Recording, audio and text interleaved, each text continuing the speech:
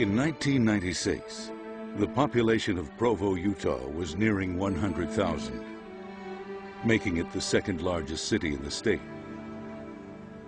That same year, thousands cheered in Atlanta as an ailing Muhammad Ali lit the Olympic torch. Across the ocean, years of conflict ended in Bosnia as a ceasefire was declared and peaceful elections held. And in Britain, an unknown author, J.K. Rowling, finally found a publisher for her first novel about a young wizard named Harry Potter. Several months previous, 4 men met in a Provo restaurant to discuss forming a business. It would be unlike any other business then existing. Based on an obscure fruit from Tahiti, the risks and the unknowns were many. But as they talked on that fall afternoon, each in their own way felt a fire and passion within that would ignite into something beyond their imaginations.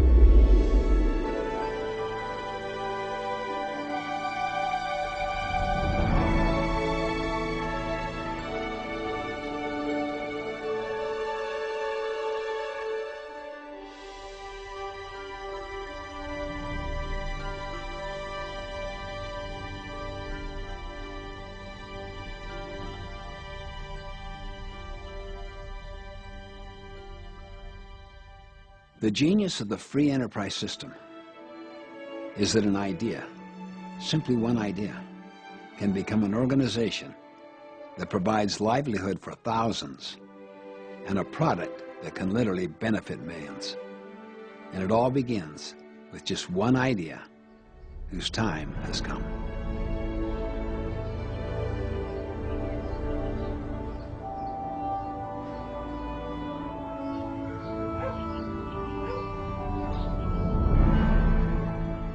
The idea came from the minds of John Wadsworth and Stephen Story.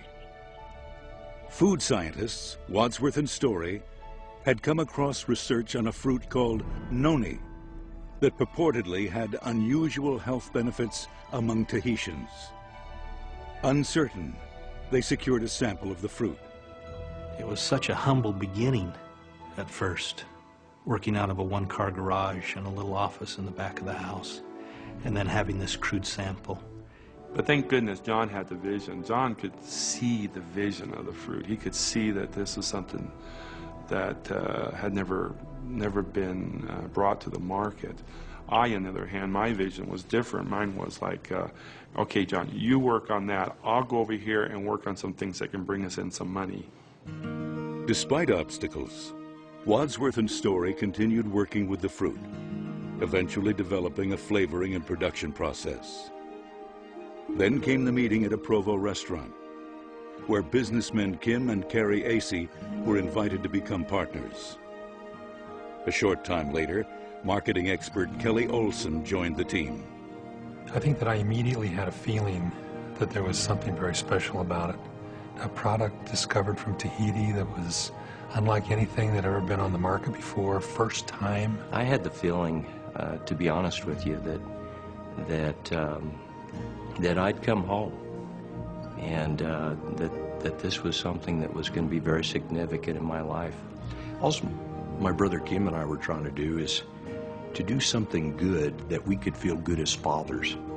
Both of us at the time were unemployed, and we were trying to find something that we could make honest, good income, and it was doing good for others. I believe that destiny brought us together.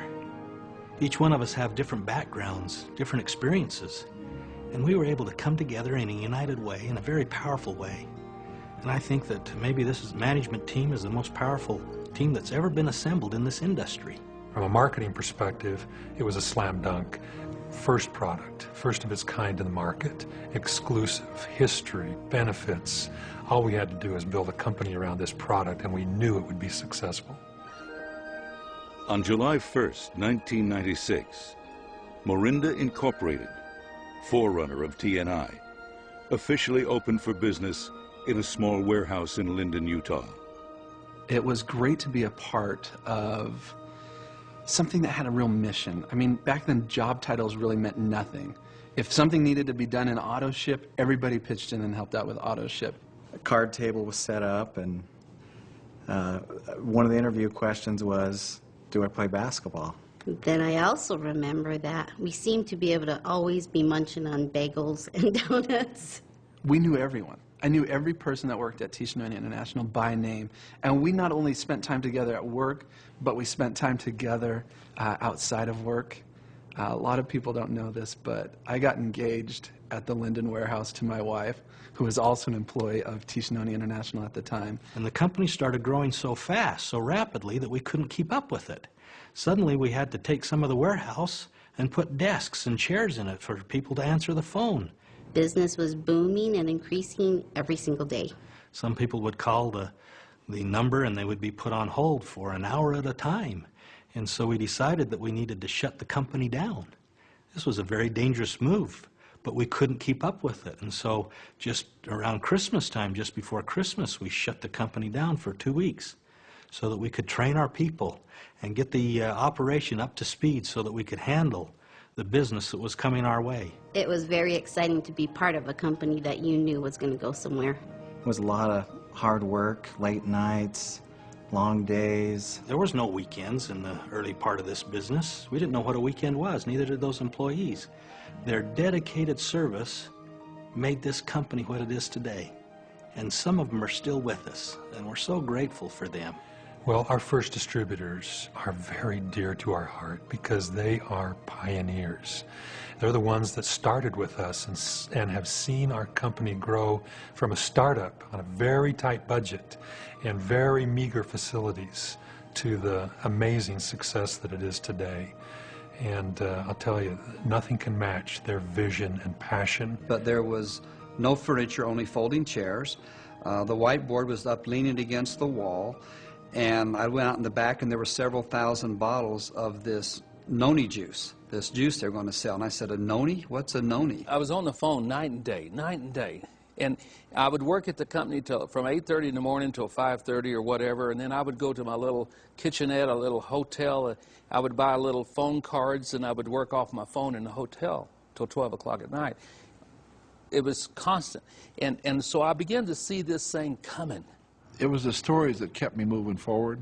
It was the stories that kept me saying, got to get more product out, because the feedback that I was hearing from people about what the juice was doing just made you want to get out there and move more product.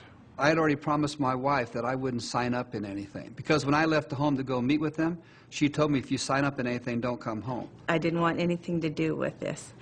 But what got me, as a mom with 8 kids, Kerry got a call from his little son, Taff. I think he was about 7 years old then. And he excused himself so kindly and gently and took that call. And to me, that was the best thing he could have done as a mom, because that showed to me his family meant more to him than trying to get some new distributors.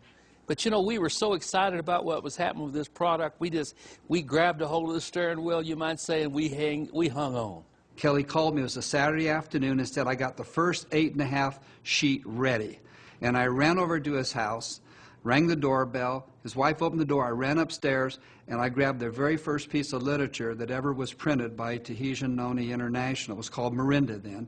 I grabbed that off of his printer and went home and started faxing it out to people. Because of the phone jams, so many people calling, people couldn't get their product ordered. And so they decided to open up the warehouse in the back and put 4 computers back there, you know, it's will call, and let people come and pick up their product. And I would go out there, and they would be 50-foot lines, 4 lines. It looked like Walmart. And I would go out there and talk to these people.